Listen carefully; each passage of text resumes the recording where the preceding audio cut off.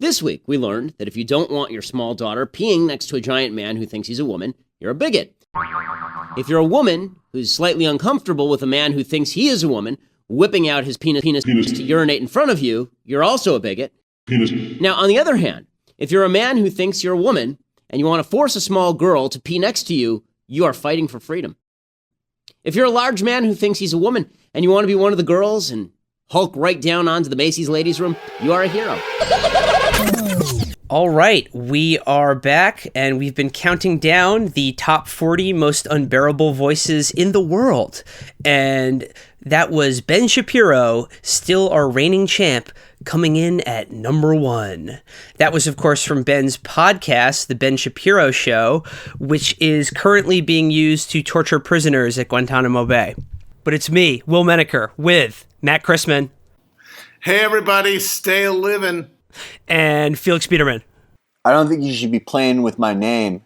Can we, this is our sort of our cold open for the show. We're going to get into the main bit later, but I think we just need to address for a second the fact that that audio that you just heard, and first of all, I'm sorry for that, but the audio you heard where Ben is talking about like trans women, large trans women's penises. Penis.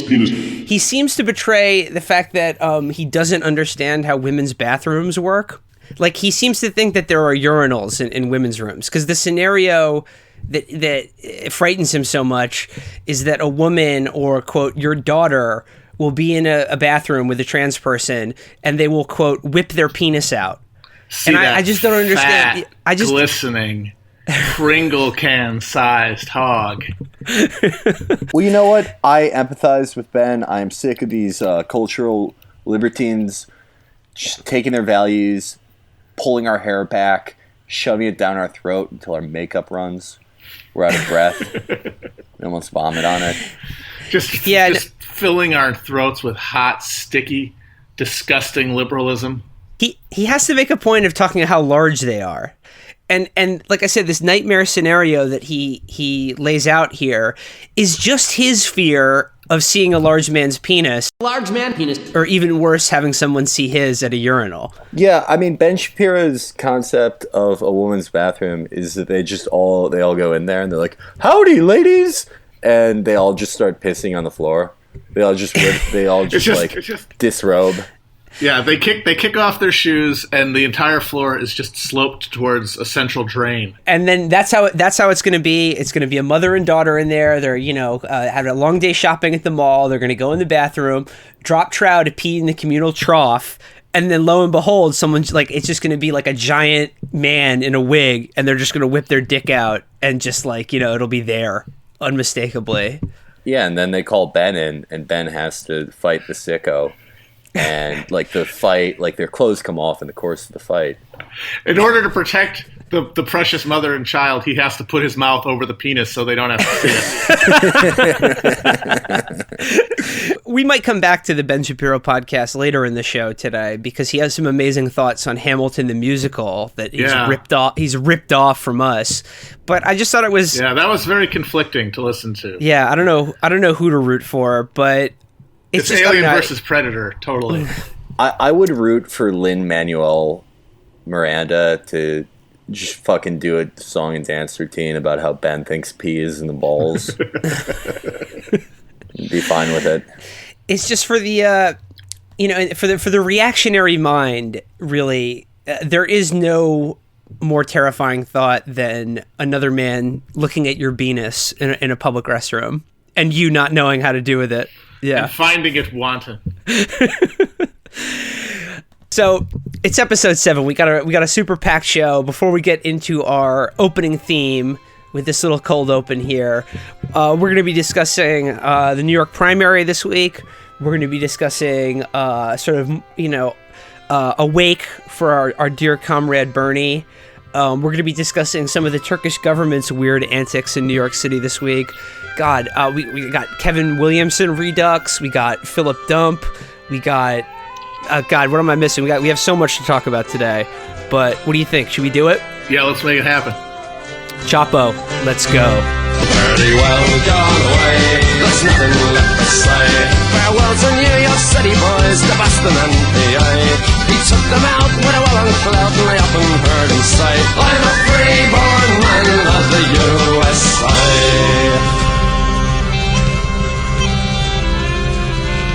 Okay, we are back. Episode 7, everybody. I'm Will Menaker, and with me is Matt Chrisman. Hello. And Felix Biederman. What up, famo? Now, you guys, we had a sort of a little cold open, like the TV shows do before they go to their opening credits and theme song.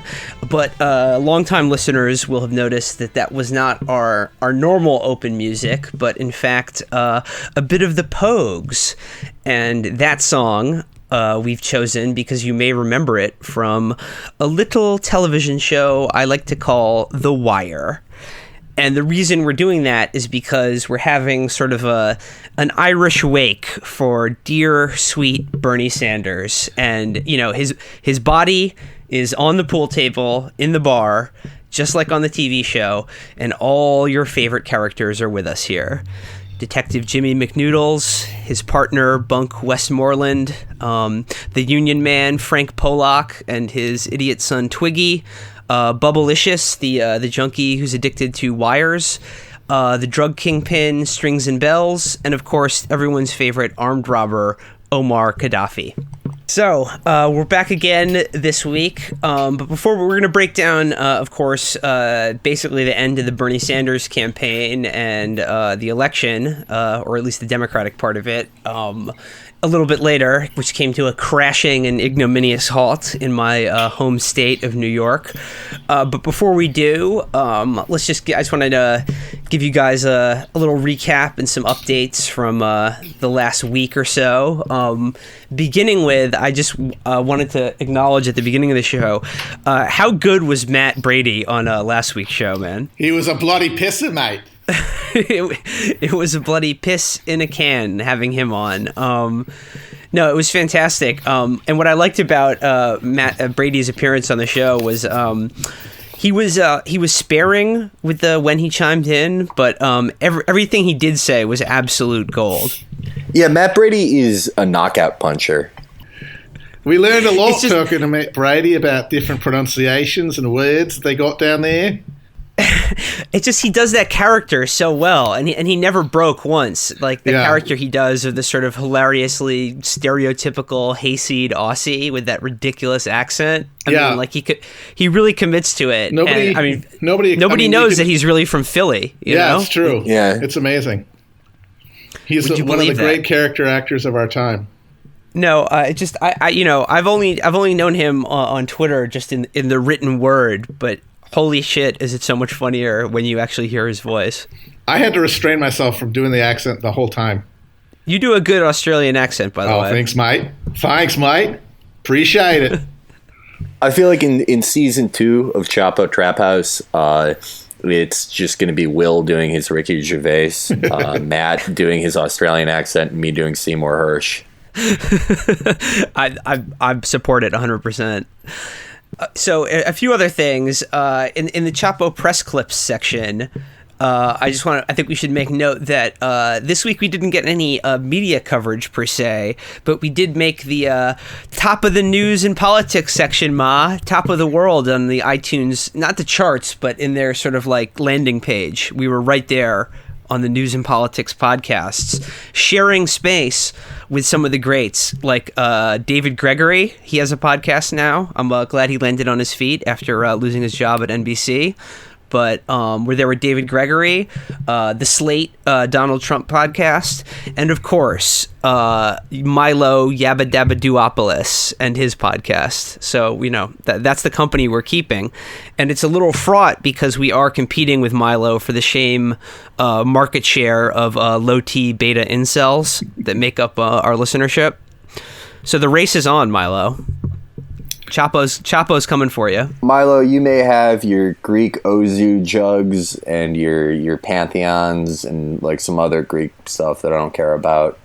But all the flaming cheese in the world won't replace that the chop heads will die for us. And yours won't even pull the trigger for you. How many of the Milo army has ever fired a shot in anger when in fact the Chapo Trap House army is only people who have fired shots in anger, or even worse, cold blood. We've got like U.S. troops.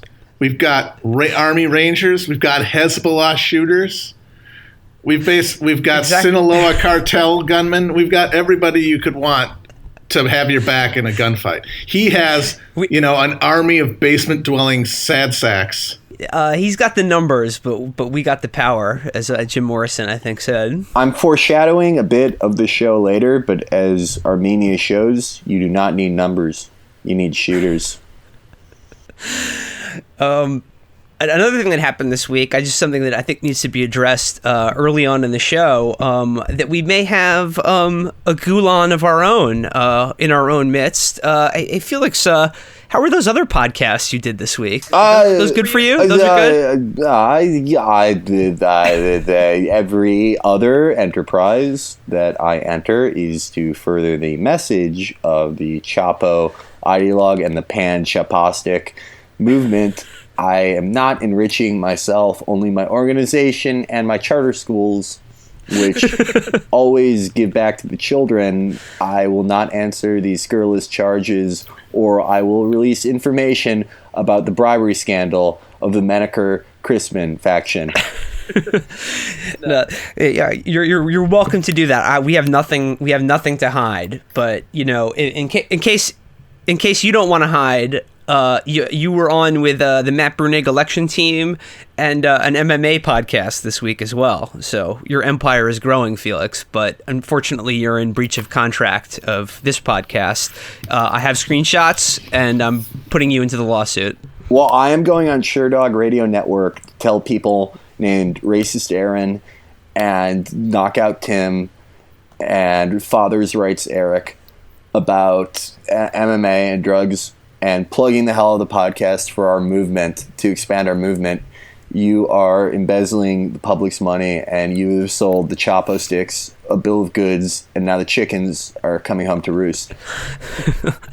They are indeed. Some of the things that are coming home to roost. Just lastly, I want to give two major shout outs to two fans of the show who fucking came through this week. First up, I want to give a shout out to at Real John White, who he's our self-appointed graphics intern, but after last week's show, he did this fucking amazing like Vox style explainer infographic to accompany our Batman and Superman equals Turkish politics conspiracy theory from last week's show. I mean, like he did it. Like, it looks so fucking good. It looks exactly like what's on Vox. And the only difference, though, is that the map is accurate. Right. If it was a Vox map, they would have put Turkey like in the middle of the Atlantic Ocean for some reason, and it would have been shaped like a hand turkey that you draw in kindergarten. You would have actually seen like Chipotle guacamole spilled on the map. Thanks again to John White for that. We're going to put it up again on the Chapo Trap House Twitter account. So that's just another reminder. We now have an individual account just for the Trap House. It's at Chapo Trap House. So everyone follow that just to get, it'll be sort of the community that we're cultivating, like I said, of drug addicts and low T beta incels. And I believe we'll be doing a Facebook page shortly as well. Yeah, we're taking us some time, but eventually we'll colonize all social media. Look for us on LinkedIn soon. Could I also thank Alexander Huang Lakoya on Twitter for? Oh hell yeah! No, I was just about to shout him out. Yeah, the slow-mo baseball head. Baseball crank album cover. Okay, I put the call out just for someone with Photoshop. I said, can someone who's good at Photoshop just combine these two concepts into an image for me? These two concepts being the Twitter the Twitter profile pic of I think the greatest teacot of all time, baseball crank, with promethazine and Sprite lean and just opiate cough medicine and slow-mo. And he did it, and he did like a sort of like early 2000s Southern rap mixtape style like mixtape cover that includes the baseball crank sipping lean. And it's like the coolest thing ever. It's like my fantasies are like coming to life in front of me. And I just want to, again, it's like have the ability now with this podcast to will things into being, and I'm glad I'm putting it to good use. The Chapo heads have been fucking amazing with making weird shit that we think of. You're the greatest fans in the world. Well, we don't have fans. We have friends. Exactly. And by the way, Baseball Crank, not the man, but just his logo is the official mascot of the Chapo Trap House now. Yeah. It's not yours anymore, Paul. Love to crank it to baseball. So, yeah, that's that. I think that's the house cleaning, and why don't we move on to the hot takes for this week? And we're gonna jump right in with the New York State primary. So I got to vote this week in probably the only New York State primary in recent memory that had any real import, and of course was bitterly disappointed in the outcome. So I don't know. Where do you guys want to start with the death of Bernie Sanders? Just before anything else, just say that New York is filled with bitches, and that I now like Chicago pizza. I never thought I'd say that. I always thought it was a garbage casserole, but after these punks just completely failed us, I now say that the giant tureen of tomato soup is good. Bernie lost New York by, he lost Brooklyn. He lost his home borough, and really what should be ground zero for Bernie broism by about 20 points. And he won pretty much every county in New York State other than New York City and Long Island. And I think Buffalo and Syracuse as well. So in a way, I think 9/11 was kind of justified. But to no one's surprise, if you go, we're going to get a little inside baseball because we got two New Yorkers on the podcast. Got to get that classic slice. I'm walking here. Oh, I got to go. I got to take a New York cab to go see the Statue of Liberty and then go to the Empire State Building. Well, we're doing the New York guy accent right now, but actually I'm looking now at the New York Times map of New York City, breaking down what neighborhoods voted for who. And it's pretty much Hillary won pretty much all of Manhattan, most of the wealthy parts she won the wealthiest and poorest parts of the city, basically. But I'm looking at the Big Green where Bernie Sanders won in Brooklyn was all Bay Ridge and like Howard Beach and like that prime area for the New York guy. Bernie won Staten Island over Hillary too. Yeah, Bernie also won Greenpoint, the most Polish neighborhood not in Chicago or Warsaw. Well, I mean, it was bound to happen. That was not a surprise after Bernie endorsed the idea of retrofitting every American submarine in the Navy with screen doors. Brothers and sisters, we are not going to let the Turk amass on your city walls. I will be like the winged hussars coming down upon Wall Street. No, but it's funny because like Bernie won all of the neighborhoods that are the most stereotypically NYC Guido voice, which is funny. Well, Hillary won both where the Showgirls takes place and where the creators of the Showgirls were born. She dominated the Upper East Side, I guess, to no one's real surprise. She won that by a bigger margin than she did anywhere else. Now, hold on now for a second. I'm just going to go over I'm going to click over to the Republican results because those are pretty funny too. Ooh, Cuyahoga Johnny. Motherfucking Cuyahoga Johnny. Cuyahoga Johnny, where did he win? What was his big stronghold? Manhattan. In the city? Cuyahoga Johnny took Manhattan. Cuyahoga Johnny beat Trump on the block where Trump Tower is. That's awesome. Well, I mean, it makes sense because Kasich is sort of the last candidate left for a certain brand of genteel, blue-blooded Republican who find Trump unappealing and Cruz overly religious and obviously hideous to look at.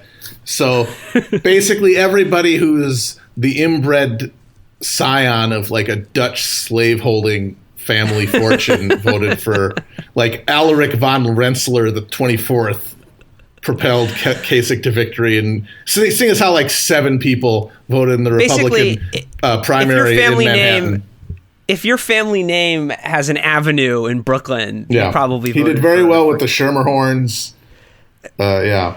Everybody who got killed in gangs in New York, their descendants voted for Kasich. Can I point out the irony in that people who 150 years ago would have hired Pinkertons to just throw John Kasich out of their city, somebody like It's true. People who's awful grifter.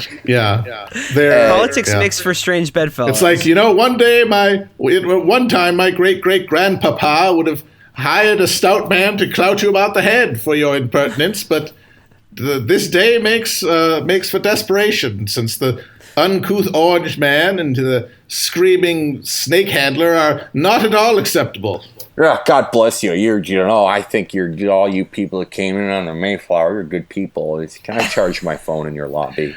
My great grandfather he lost a leg at the Battle of Brooklyn, according to a family legend, anyway. And they say he was fighting with the Hessians. They say he lost it on land that your family owns. I mean, I'm not saying that entitles me to your vote and for a chance to take a bath in your house, but it certainly suggests it, I think. Bill the Butcher had it out for me. So I'm looking at the Republican map of who voted where, and Manhattan is mostly that Kasich blue, and then Trump basically washed over almost everything else, all of Staten Island, almost all of Queens, all of South Brooklyn. There's like a smattering of Kasich in the cool neighborhoods of Brooklyn. He won Williamsburg.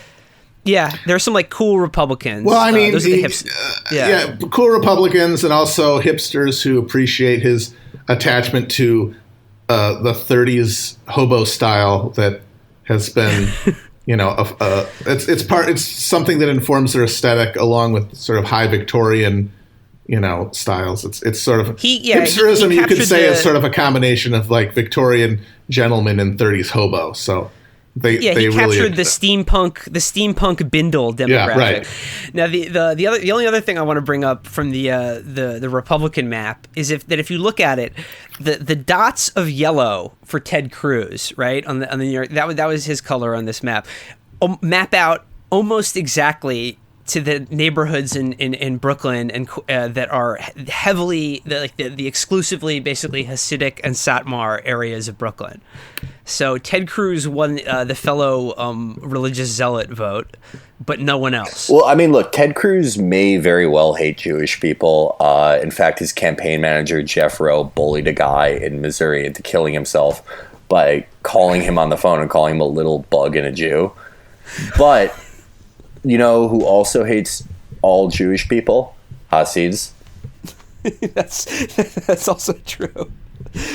But he visited a matzah factory when he was campaigning in New York, so I think that must have helped him some. These are wonderful. I would love for you people to spread my daughter's blood on it. Let's keep trans people out of bathrooms. Yeah, so those are the results, and now, Bernie had he had these huge rallies leading up to the primary, and there was sort of maybe a glimmer of optimism there that he could maybe keep it within a single digit, maybe, because I never really thought he was gonna win. New York City is just too much of the Democratic Party Death Star, but.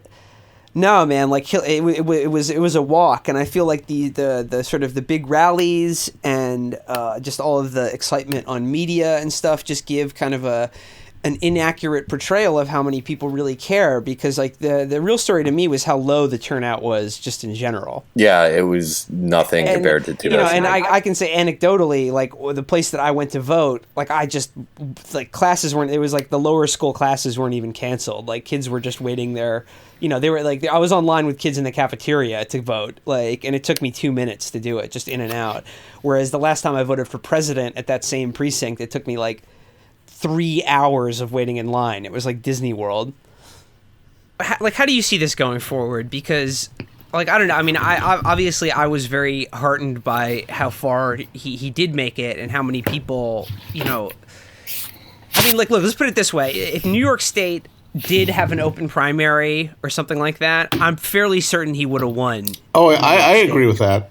Yeah, I agree. Certainly. Too. I mean, they're saying 3 million people who might have voted in it weren't able to. I mean, that's a ton.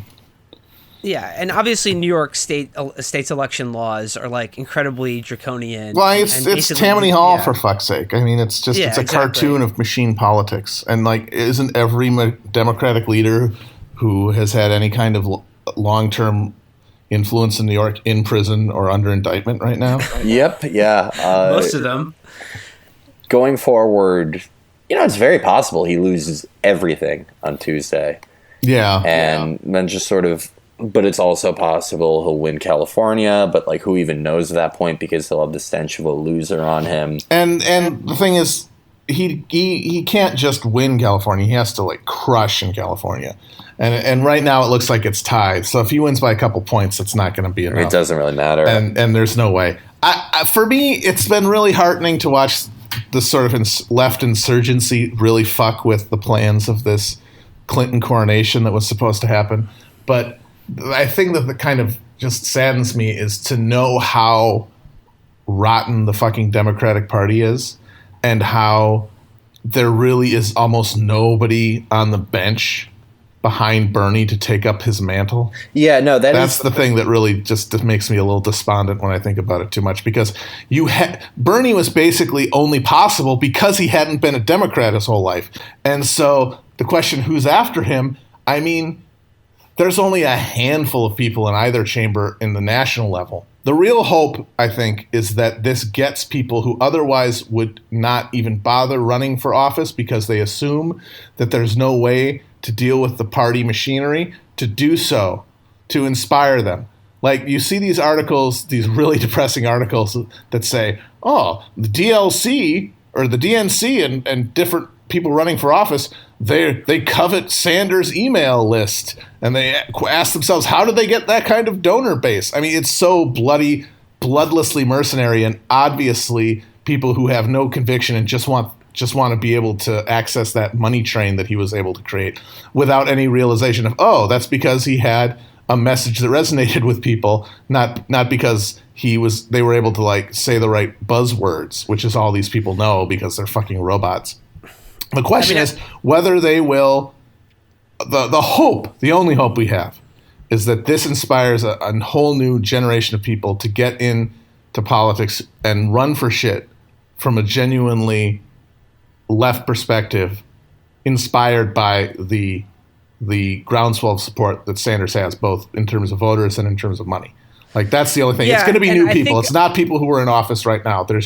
They're all hacks, pieces of shit. Almost all of them. Yeah, there's no hope there. And I mean, I think the positive thing, I mean, or at least what I'm clinging to, is that his campaign has shown that there is a coalition out there, and not an insignificant one, and one that I think is going to get bigger as time goes on, of like a genuinely left of center, right? As opposed to that fake like critical mass in this. Because like, people will talk about the young people and they want to talk about like the Obama coalition, but the Obama coalition was college kids and then were well-off professionals, which is a recipe for the Obama administration, basically. And even now you have dipshits online, mostly Hillary supporters, who insist that Sanders is the candidate of well-off, white males or whatever. But if you look at who's actually doing the voting, like working class people, poorer people, the people who backed Hillary in 2008 because who the fuck is this Obama motherfucker, they genuinely do respond to the Sanders message. So that means you could get the kind of coalition that could actually put pressure on making the lives of working people in America put to the front, because it actually contains working people as opposed to people who sort of imagine themselves to embody the desires of those people. Yeah, and what have we been gnashing our teeth about since like 2012? It's been the return of the Arkansas gang and just every fucking creep and loser that's been collecting dust in the Clintons' cabinet forever. And it just seemed inevitable, and everyone put up a good fight. And along the way, people invoked a spree of panic to every hack from Dr. Vox to Jamil Smith, and I think that people can be proud of it, which goes to the second takeaway. We've known like how fucking awful the Democratic Party is, but not just the party. a lot of the supporters are just really craven, disgusting people. Well, I mean, even if they're not openly craven, I think it should be said that they're basically like, I don't know, Tories. They're just pro-choice Republicans, basically. That's been the big great reveal, is seeing all these people. Oh, they're okay with voter suppression. Oh, they're okay with a quote unquote pro-business agenda. That like they're pro-choice and they're pro gay marriage, gun control. Let's not forget that. Oh my God, gun control. And like they sort of espouse soda taxes. They espouse the right pieties about. They're basically Mike Bloomberg's inclusion. All of them are Mike Bloomberg's. It's like we thought that Bloomberg was this weird, just ego-driven dipshit who's trying to straddle the divide and become. But it's like, no, this is what they believe. Like the Bloomberg ideological matrix is the matrix of the vast majority of people who operate things within the Democratic Party and then write about it from a favorable perspective. Like that, they're all Bloomberg.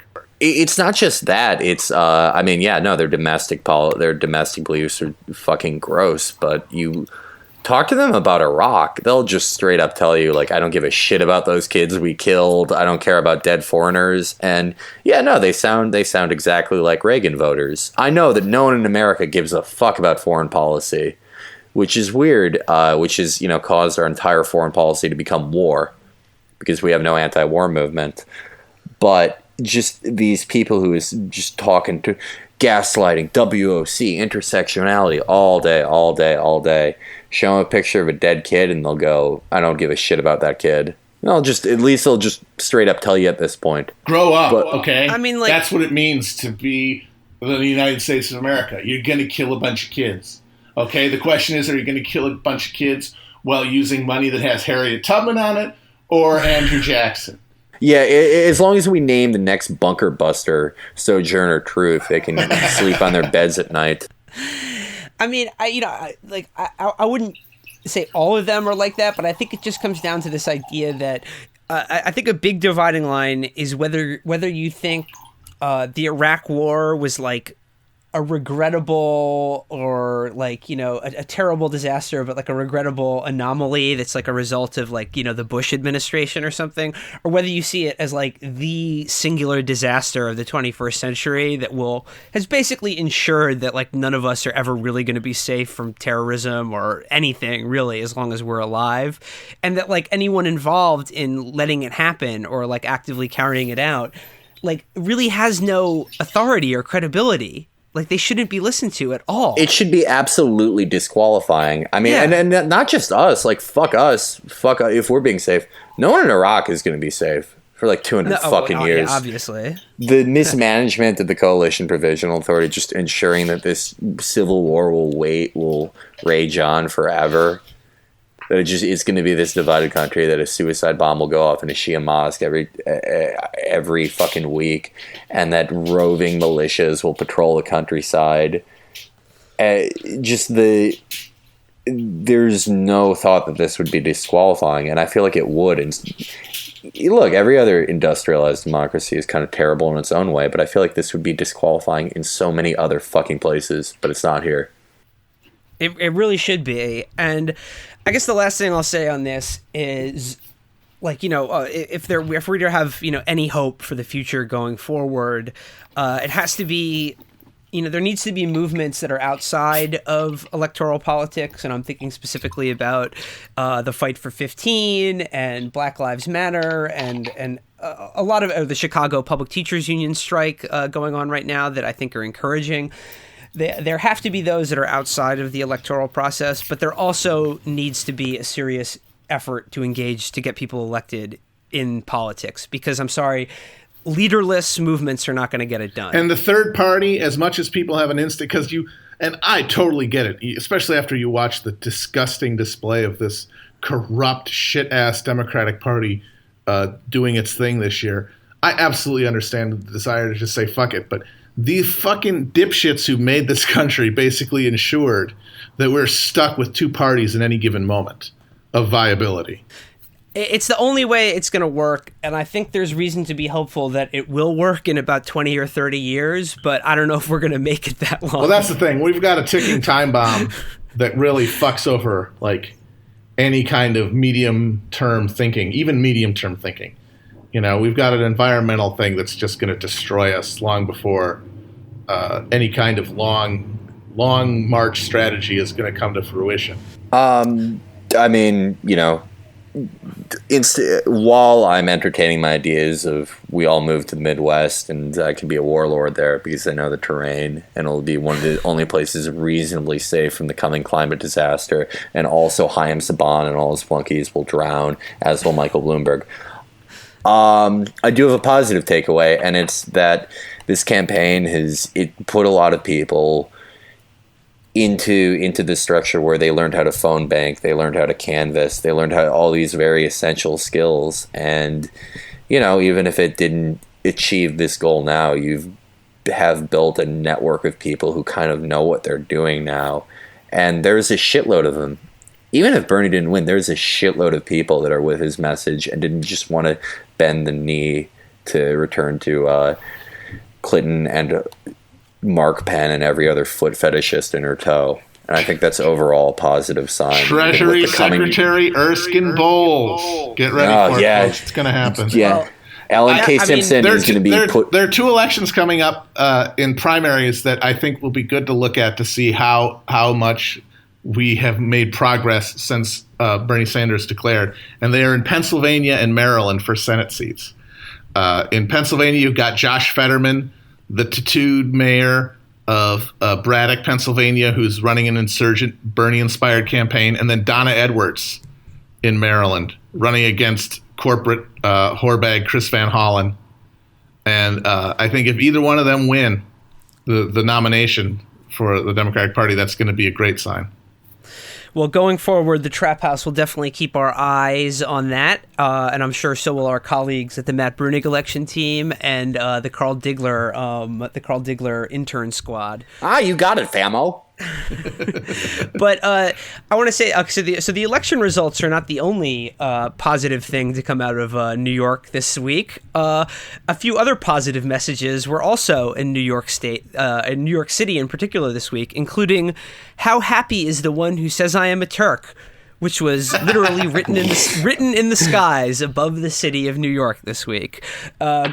So I'm reading now from the Daily Mail. This actually happened on Wednesday. This is the day after the primary, which was also the centennial anniversary of the Armenian genocide. "Quote unquote" Armenian genocide. Come on. Yeah, quote unquote. So called.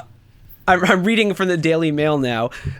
New Yorkers are left baffled as skywriters paint "How happy is the one who says I am a Turk" in Turkish in the sky above Manhattan, but Armenians are not amused.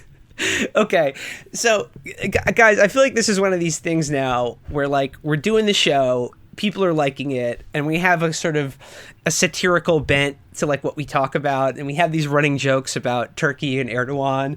But I sort of feel like right now we're bending, as Felix, you've said about what Carl Diggler does. I feel like we're bending reality, we're bending the curve of reality. Yeah, before we started this, I would never in a million years have imagined that Erdogan would be spending actual money to try to do ham-fisted propaganda campaigns in the nation's capital and in New York City. Okay, so basically they hired skywriters to, over the skies of Manhattan and Brooklyn, write phrases coined by Kemal Ataturk, as well as things that say, truth equals facts or something like that. Good point. And 101 years of Gendo lie, literally over the skies above Manhattan, which is bizarre. But yeah, they hired skywriters and this kind of youthful flash mob dance troupe. I want to know who did that, by the way. I want to know what sad part-time waiter guy and who's been rejected from being a corpse on Law and Order SVU a few times and is still trying to get a career going. It's hey, when are you going to do this anti-Armenian genocide flash mob? Okay. I can put it on my resume. Can I get a SAG card out of this? I like that there are people. I like the idea that there are people who are on Nick Cannon Wild and Out and they come with the same enthusiasm. They're like, "Yo, fam, we gotta snuff out the traitor Gulen." What's so amazing about this is you see it and you think, who could think that this is a good idea, that this is going to do anything, that this is going to meaningfully move American public opinion? It really makes me think that Erdogan has like a Turkish Mark Penn of his own. He's got some crazy slush fund, and he's just like doing a bunch of coke and stuff, and just going, drinking Rocky and going, yeah, you skywriters, and then just cashes a check. It seems insane because I'm actually looking at a picture right now of the Turkish flash mob.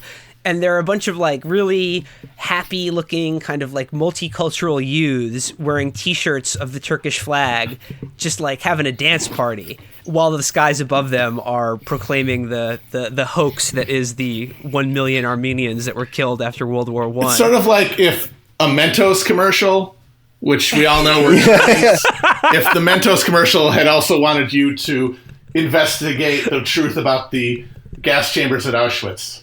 Fred Luchter. Fresh Google makes better. Where are the mass graves? They just walked into the desert. But now you said that this is like Erdogan's Mark Penn, but like I think there's actually a method to this madness, because I think that like in doing these kind of buffoonish and like obviously sort of laughable displays, I think it kind of like we're taking part in this because it's like in doing something so obviously goofy, I think it hides like the massive evil of what they're actually doing. Yeah, they're trying to just make Turkey look like just a wacky sort of goofy neighbor from a sitcom, like Kramer of the Middle East. Like, hey buddy, how you doing? As opposed to the guys who've been, helped found ISIS, basically. Yeah. I'm looking at some of these phrases. Stop PKK. Turkey plus America equals great ally. Oh my God! And some of the dance troops have pogo sticks and they're doing flips on them. Holy shit! I just saw this. They also most tellingly of America, they took out a full page ad in the Wall Street Journal. Just ask. First of all, just ask yourself the question: do you think the Wall Street Journal would run a fucking Holocaust denial ad? Probably not. No.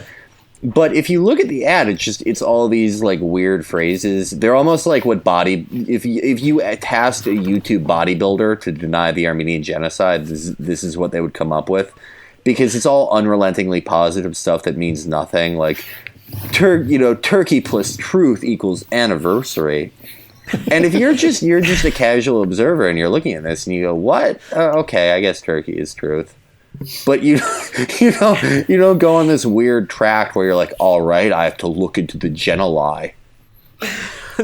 the Armenian genoli. I'm just imagining some guy from Bay Ridge who had never thought about Turkey for a minute in his life, and then he encounters the flash mob and he's like, you know what? The fucking Armenians are full of shit. I mean, forget about it. What are you talking about? 1 million people? Hey, first of all, jerk off, they're not called Kurds, they're called Mountain Turks. How you gonna say you're not part of Turkey and then be a traitor to Russia? Hey, you know what? Maroon. Hey, buddy, I got the Ottoman Empire never stopped, it just paused.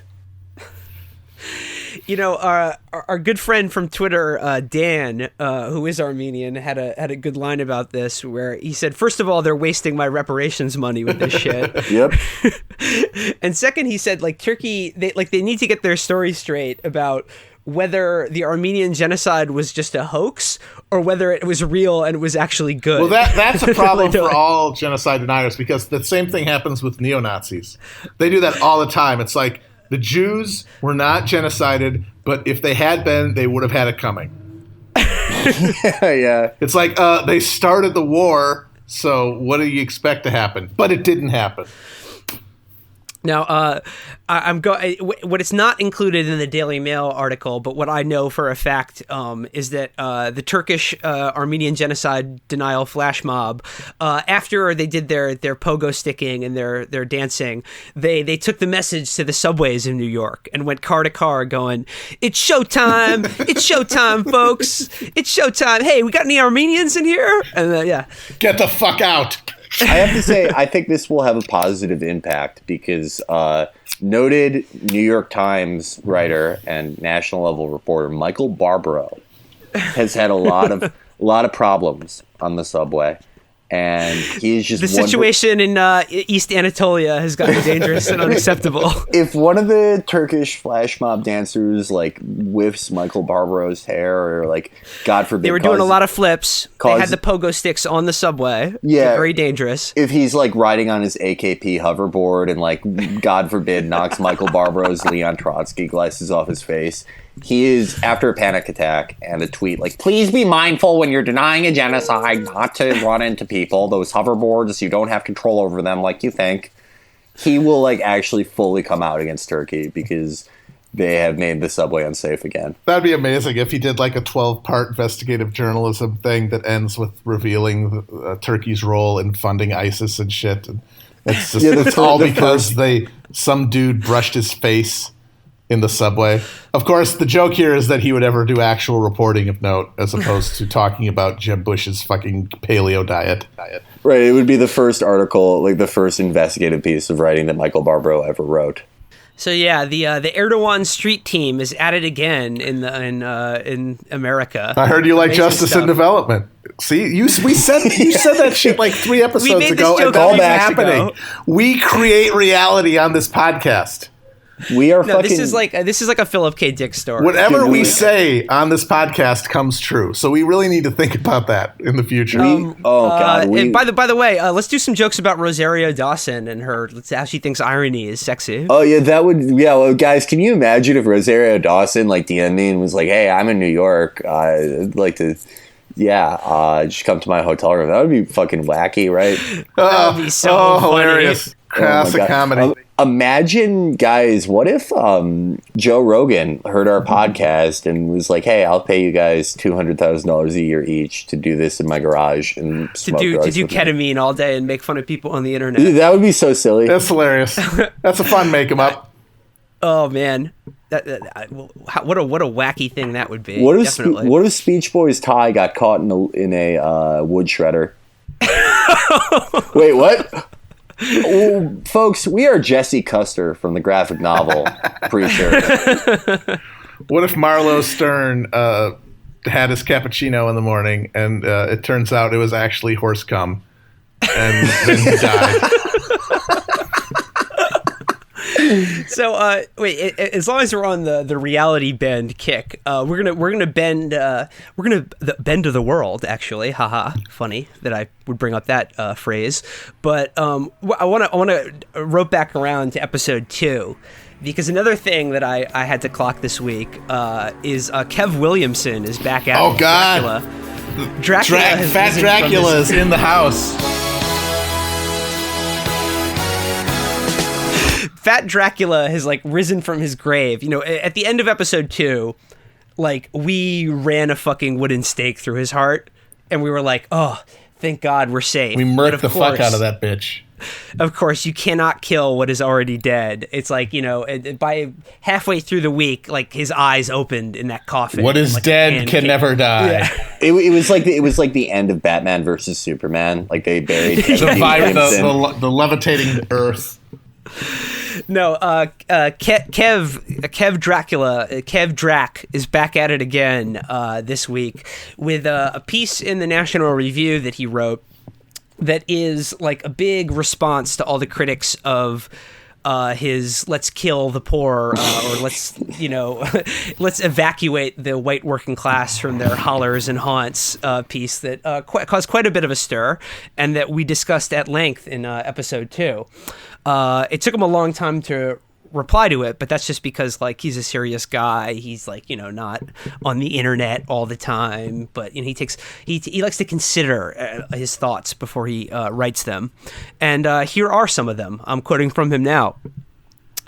"I don't give the furry crack of a rat's behind what the people at Breitbart think of anything, if indeed they can be said to think at all.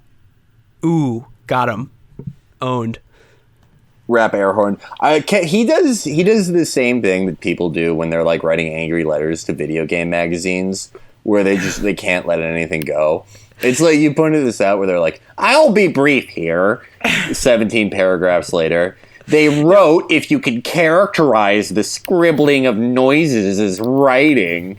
Yeah, just open every paragraph with, not to belabor this point, if indeed a point is what we are discussing at all. To be brief here, because, to even address this is not something that I would even deign to think of, but, 10,000 words later, he, gets to the end of this piece. But,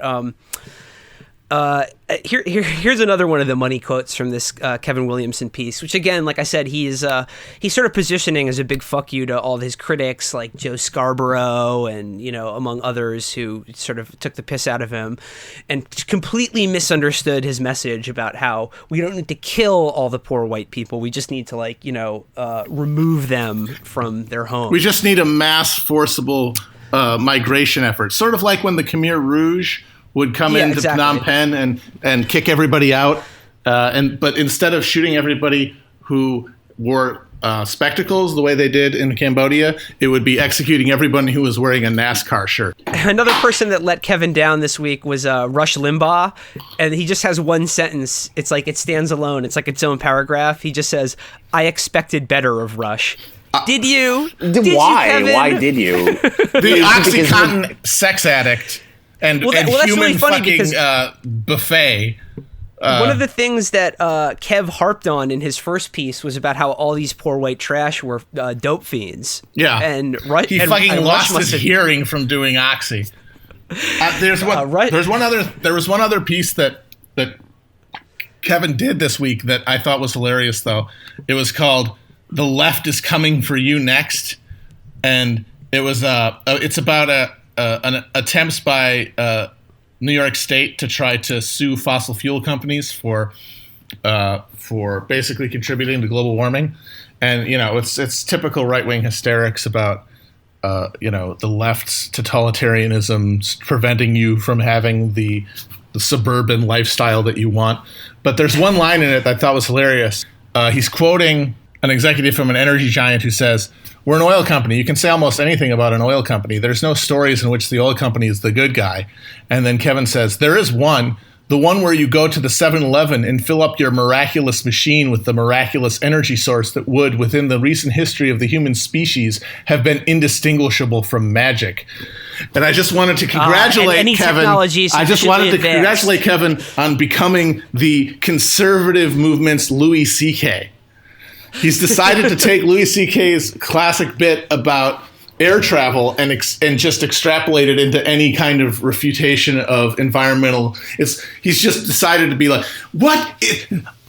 Oil is dinosaur cum, you fucking idiots! That's a fucking miracle! How dare you question it?" Yes, any technology sufficiently advanced will appear like magic. And cannot be criticized by dumb fuck trolls like you. Shut the fuck up. But I'm glad you brought up Black Lives Matter, because there is one. I think this is maybe the best thing Kevin has ever written. This sentence is perfect. He says, again, sort of almost apropos of nothing, quote, "You know who could really help clarify this? Bill Cosby." And this is the magic line right here. Cosby's reputation today is somewhat diminished. First of all, the funny Kevin, thing is that happened. That exact same thing happened late last year with Rudy Giuliani. He was on Fox News or something, and he said, "I understand that there's been some controversy about him, but I think that Bill Cosby still speaks the most truthful thing. And I think it's time for us to really acknowledge the real victims of the Cosby sexual assault allegations, and that are conservatives who cannot think of a single other black person to quote to saying, 'pull up your pants.'" Well, I think they have Ben Carson now. Well, right? they apparently Ben not. Carson They won't do it. They cannot even bring themselves to say anybody other than Bill Cosby, regardless of what he's accused of having done. Right. Ben Carson also does not say "pull up your pants." He doesn't say anything coherent. It's really not applicable to black people. Sorry, they're coaching him to try to say it. Like Kevin is wearing like all of his opera capes, and he's like, "Just say it." And Ben Carson is like, "I think people can wear pants. These hands. I think if you put your pants on a certain way, you should be expected to be treated another way." I just said, Kevin, I would like to thank you and all the other Draculas of this world. I think that all the Draculas and Frankensteins could get together and say to people, well, what's so scary about us compared to things like ISIS? If you took all the trips Kevin took to Thailand and you compare him with all the hauntings that he did in his castle, it still wouldn't be as many times as President Obama went golfing. I like to sag my pants a bit because it's like a special treat you can do where you go to the bathroom and wow, boom, you don't have to pull your pants down that much. But I think if a young man is trying to get a job, he'd be best suited to not wear pants at all. Maybe a barrel of some type or a cloak.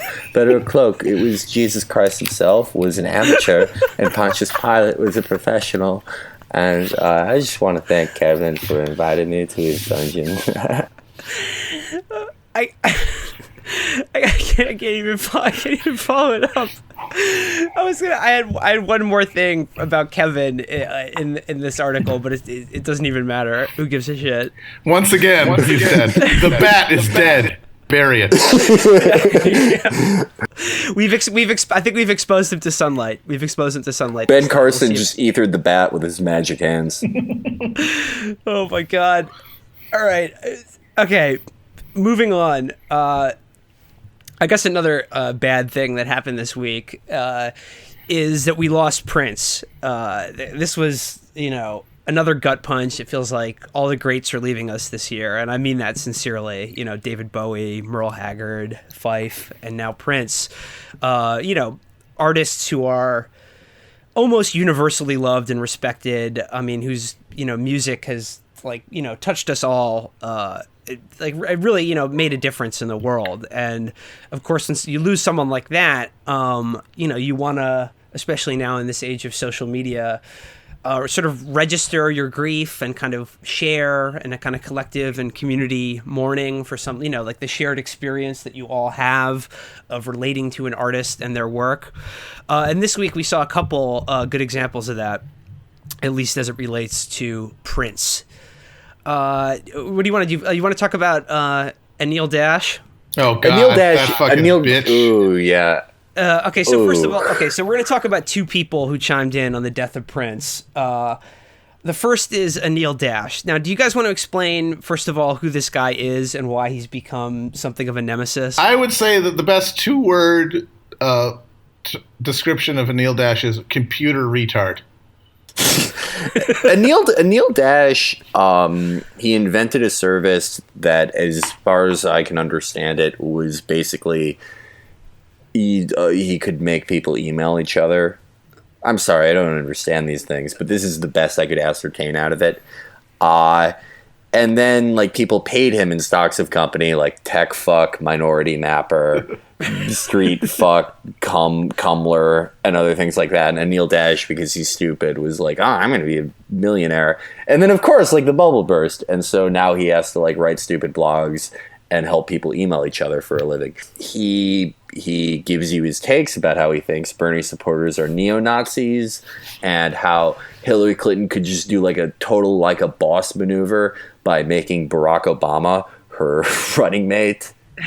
These are all real things that Anil Dash said. He is not a bright man. He has also been in my DMs repeatedly begging me to like him in the most pathetic ways possible. He's just sad, desperate loser who has done way better than anyone of his intellect and abilities deserves, and yet feels the need at every point to get everyone's approval for his just profane existence. But sorry, you're not getting it. You suck. Delete your account and fucking go work at a monastery or something to cleanse and I your guess spirit. he's got into it with a lot of people over the election and stuff, but that isn't as interesting as just what a banal fucking person he is. He has nothing to say interesting about anything. He's one of these dipshits whose entire rubric for politics is who said a mean thing about me online. What random person told me to gargle their balls? Oh, well, that determines my politics, which is the stupidest and most childish way to approach anything. Okay, so the thing he did this week, again, in mourning Prince, fair enough, he's a fan of his music, we all are, but he used it as this weird excuse to start talking about the time that Prince DM'd him.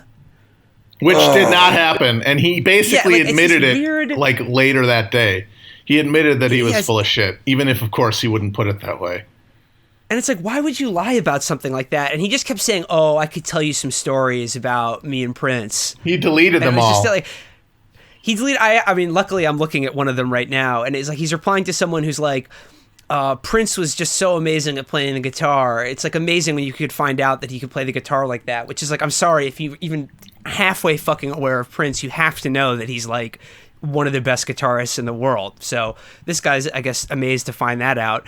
But Anil replies to him and goes, "I could tell you so many stories. This was amazing, but also typical."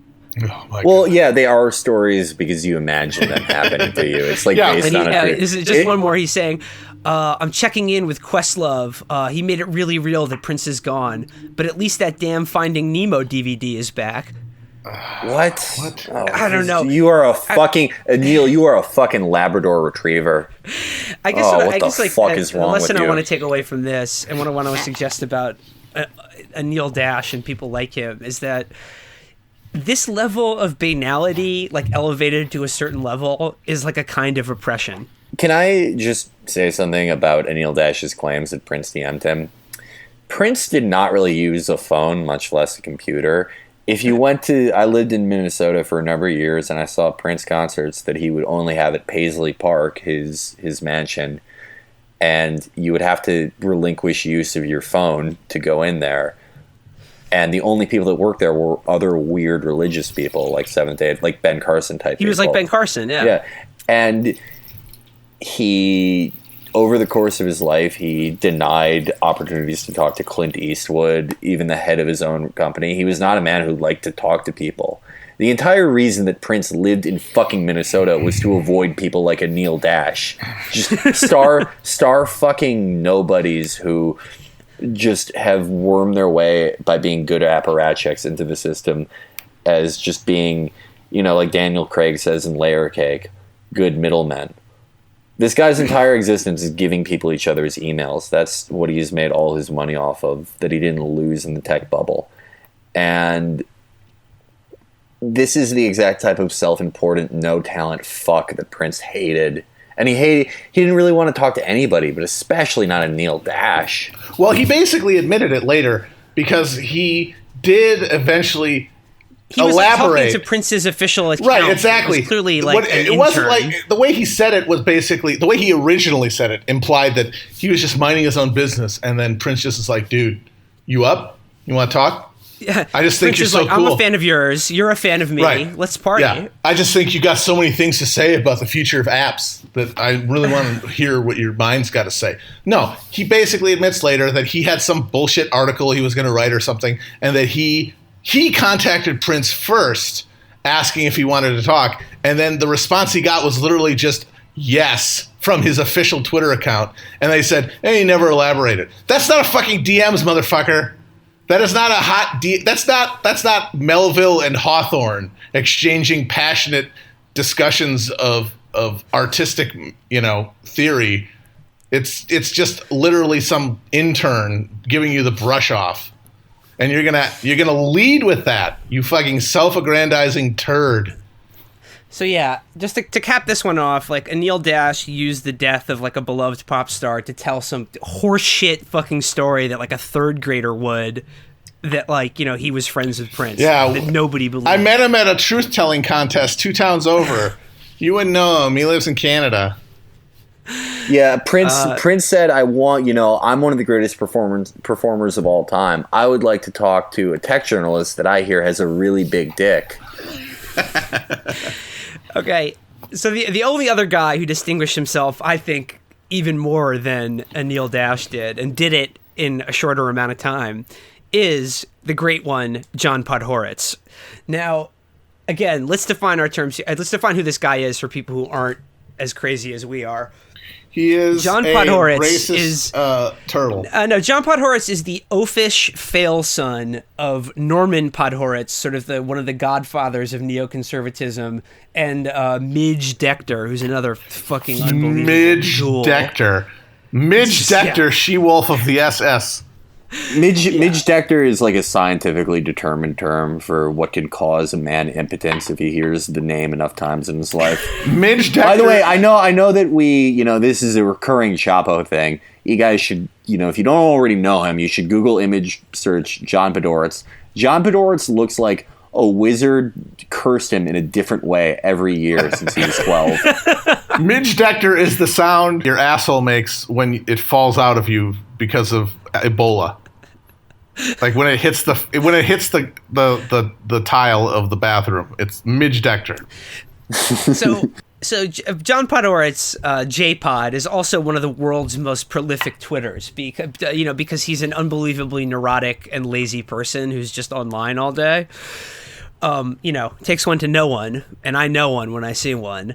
So this was John Podhoretz's contribution to the R.I.P. Prince train. He said, "Prince, period. So great. Most talented pop musician of the past 40 years. Could have used a trusted advisor to impose discipline. Still, what a loss. Could have used a overseer, if you will. Someone with maybe, I don't know, a cat of nine tails to take that. What is he talking take that about? boy and whip some sense into him.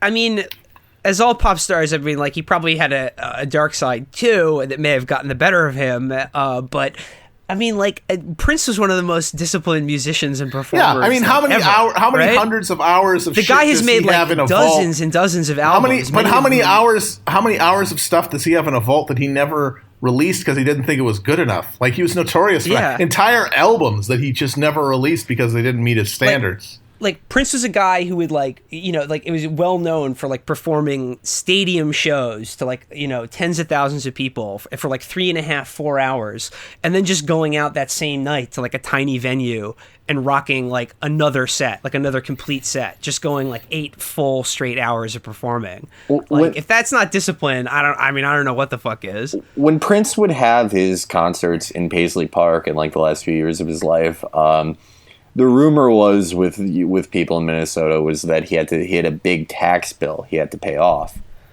and he just you can imagine his heart wasn't really into it, but it was still like the most fucking amazing performance you would ever see in your life, because that's how dedicated he was to his art. Well, the Eggman, more dedicated. The Eggman, he's not as dedicated as John Podhoretz, apparently. The Eggman is unpleased with his degree of discipline. What are some things that John Podhoretz is more dedicated to than Prince was in his life? Eating, sleep apnea, tweeting, having panic attacks when asked for money by a homeless person, being caught in elevators. Yeah, no. So Prince basically took a shit. If every single time Prince took a shit, he did something more artistic and more interesting than anything that John Podhoretz has done in his entire life. And that includes reproducing. Absolutely. Fuck that kid. That fucking kid. All right. Another thing about John Podhoretz. If you go to him on Twitter, like a lot of the most cowardly shitheads on Twitter, he has his kid in his avatar as a way to basically create a human shield so you're not too mean to him. But fuck that kid. That kid's going to be a piece of shit.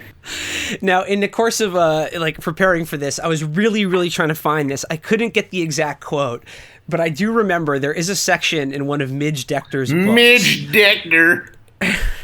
There is a section in one of her books where she talks about how her and Norman had to physically hide the television set in their apartment and put it in the top of a closet to stop little John Podhoretz from watching the Mary Tyler Moore Show. And he would have a tantrum because all he wanted to do was watch TV and he wouldn't do anything else. And he was just this kind of like what he is now, a fat fail son indoor kid who just watches television all I will day. say this right now, that if he had followed in the grand tradition of true fail sons and just lived in their basement and gamed all day, he would be a better person.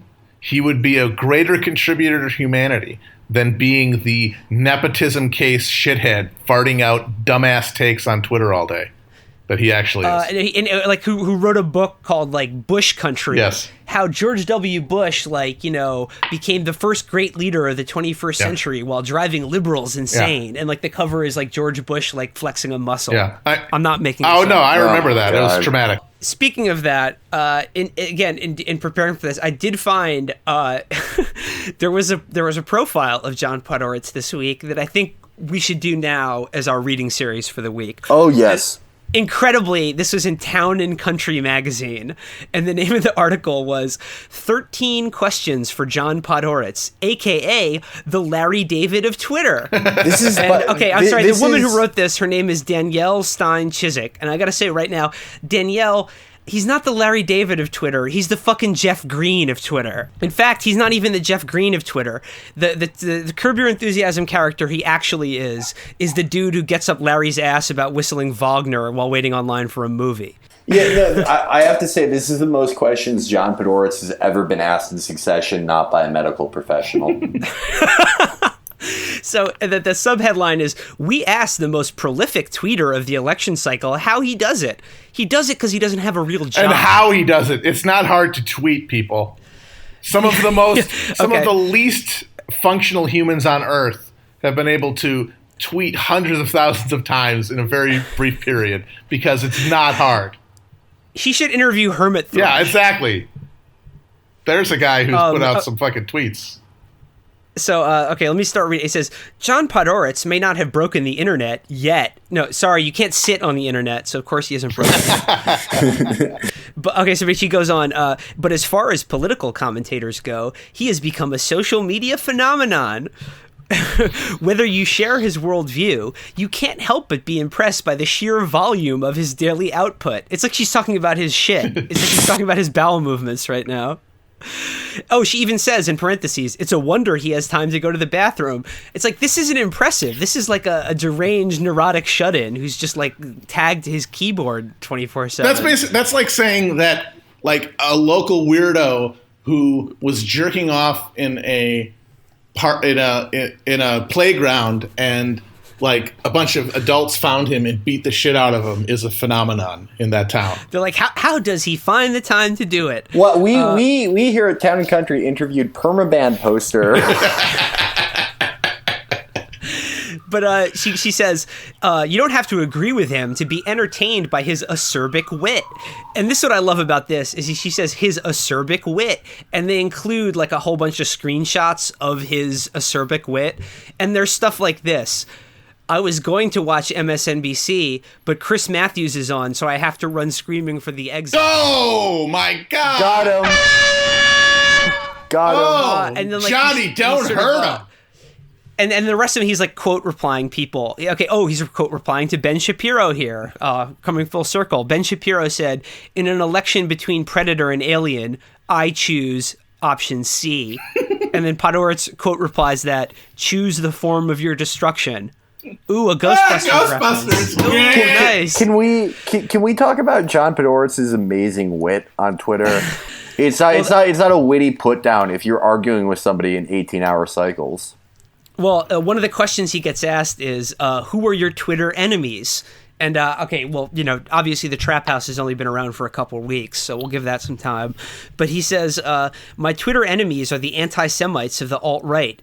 A congregation of monsters and would-be monsters who have been living under a gigantic rock overturned by the Trump campaign. And he goes on again, drug of choice, espresso, Red Bull, sugar, or is your adrenaline enough to power this degree of prolificacy? That motherfucker has not felt adrenaline since he shit his pants in middle school.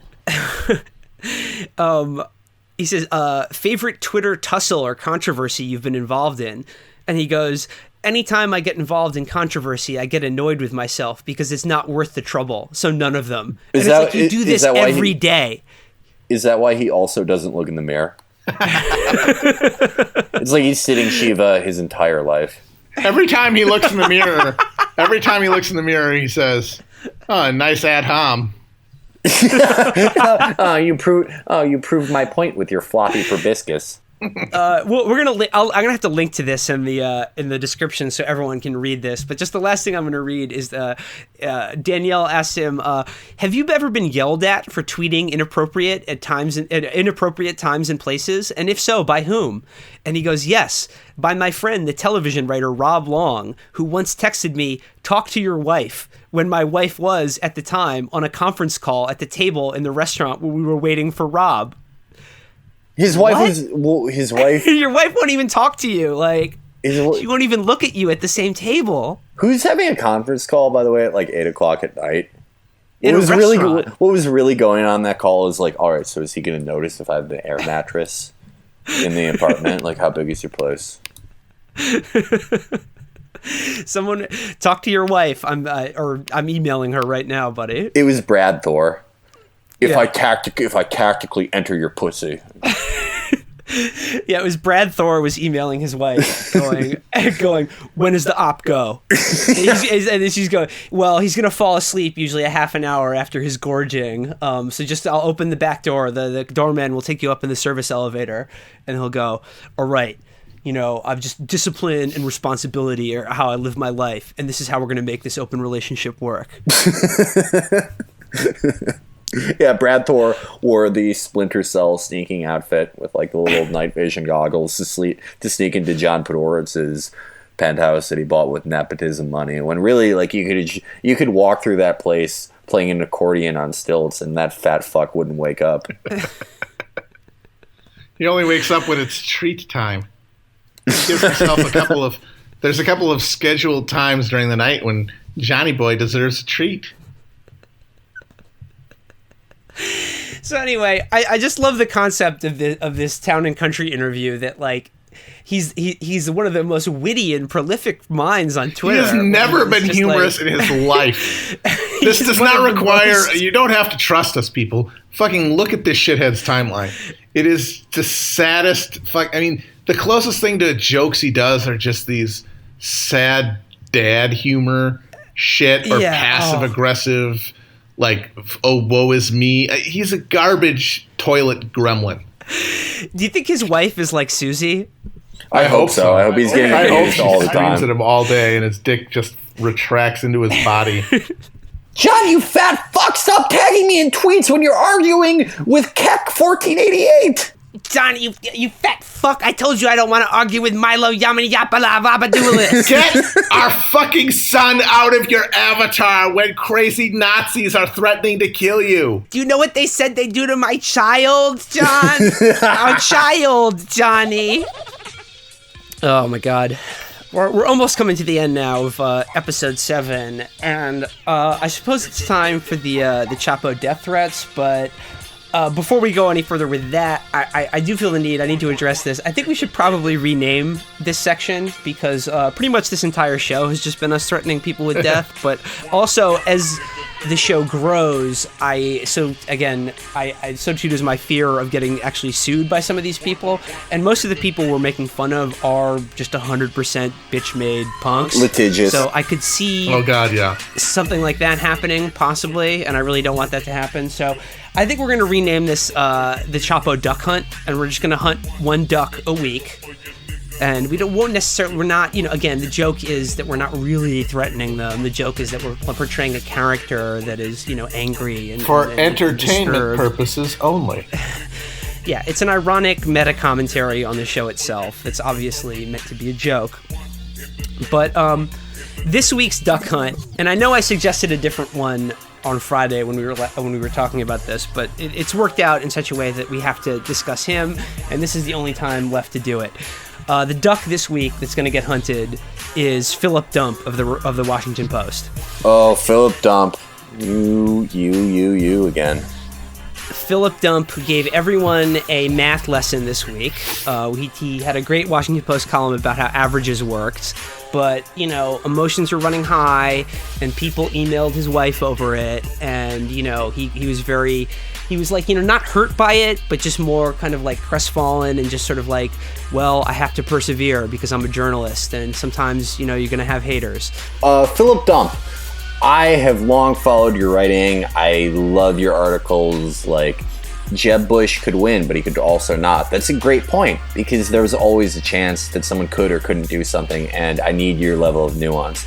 But Philip Dump, when you write the same article 4 weeks in a row, and then do a math equation that probably should have been a tweet, and then imagine death threats, here's what I'm going to do.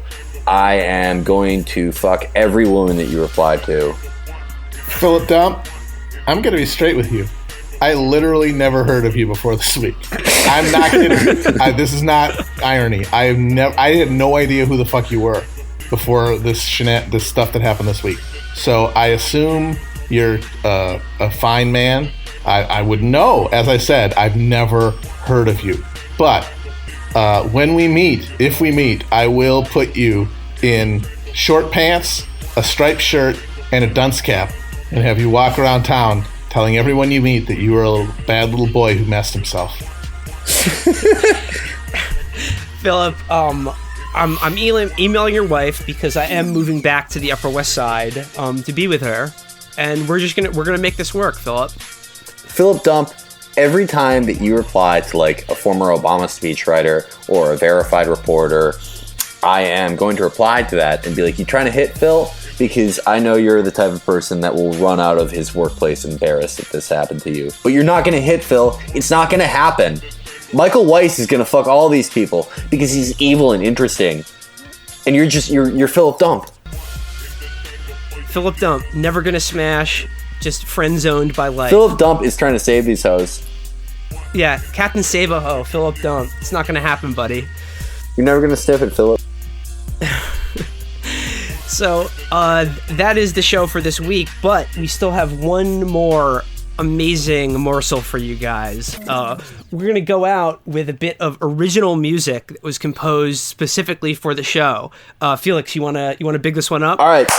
A lot of you guys know him. Adam Flowers, one of my favorite people I've ever met from online. Fucking great guy. And extremely talented singer. Made us a narco corrido. And for those of you who don't know what that is a Mexican folk song about a legendary narcotraficante. Guy goes by the name of Chapo. Again, thanks to Adam Flowers for this song. It's so good. You guys are going to love this. But and we're going to make this our permanent outro music. But we're going to play the whole thing now, and we're going to make it just the individual song available on SoundCloud too to download. So till next week. Peace out, guys. Goodbye. Bye. Yo sé bien que estoy afuera, pero el día que yo me muera, sé que tendrás que llorar.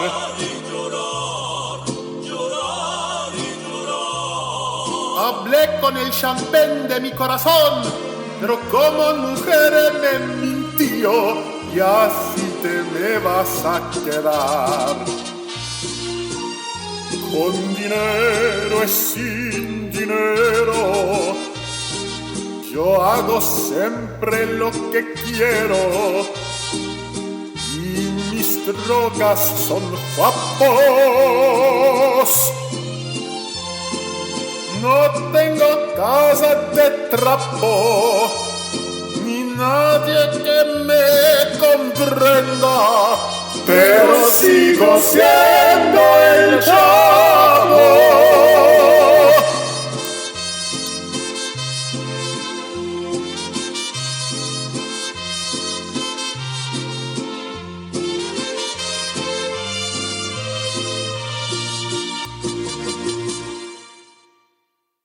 Large man penis.